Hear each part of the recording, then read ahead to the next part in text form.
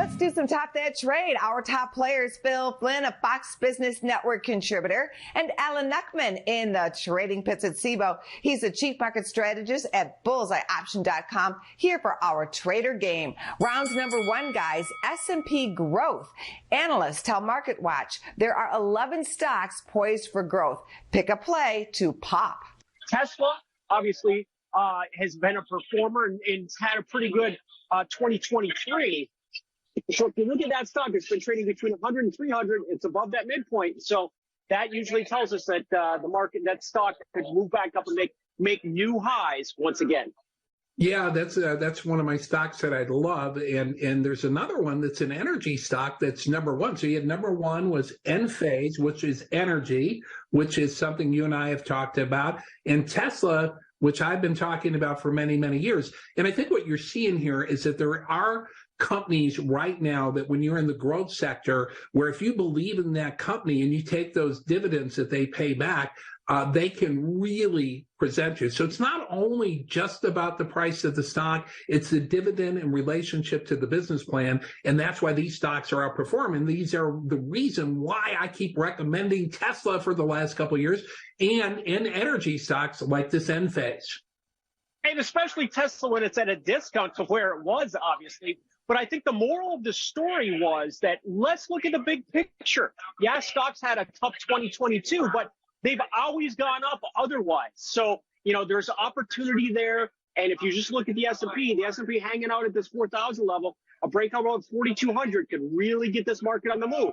Round number two, Champagne Dream. Champagne has outpaced gold and the S&P. What's your drink of choice? I think what we're seeing here is there's a lot of money going into alternative investments. There's people worried about the banks. There's people worried about the stock market. And people are looking for places to put cash. Alan has said it before, money always finds a place to go. And we've seen some of these more boutique investments really outperform stocks in times of crisis. Now, when things calm down a little bit, generally what you find is that these investments cool off. And you have to be very careful because something like Champagne, it's a very niche market, and if it doesn't, like I say, if it implodes and you're not knowing what you're doing, you could get caught the wrong way. Well, I would say Champagne, and I would also say niche, but that's just me. So there's an exchange for that, and that's the lesson here is that the London International Vintners Exchange is where they trade this, and the percentage of their activity went from 2% up to, I think, 12%. In Champagne. So it's become a bigger market. So as we say here, you can trade anything, anytime is an opportunity as long as you're able to get in and get out and control your risk. But, Champagne's French, so you have to say niche. It's just the way it is. So round number three, spring bling. Earnings for banks kick off the season in just 2 weeks. What are you banking on? Wow, it'll be interesting to see how much money the banks made, even with all this kerfuffle. That's a nice word to use as well. And so in pure profits, and you got to remember their margins, they pay depositors 0, and then they lend it overnight and get 4%.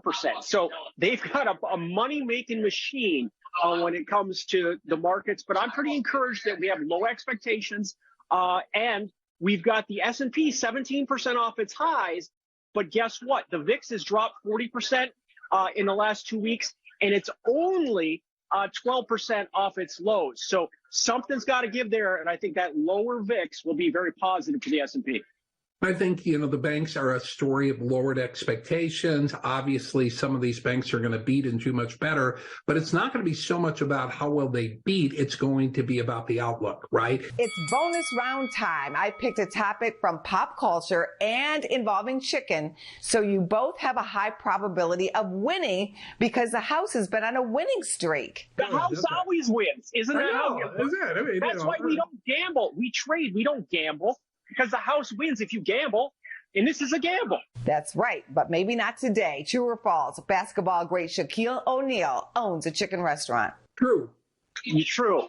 You both get a winner chicken dinner. It's true. But he only opened it so he could get chicken whenever he wants it. It's not because he really needs to sell it, okay? So, he likes chicken. Nothing wrong with that. Great job, guys. Business First AM continues right after this.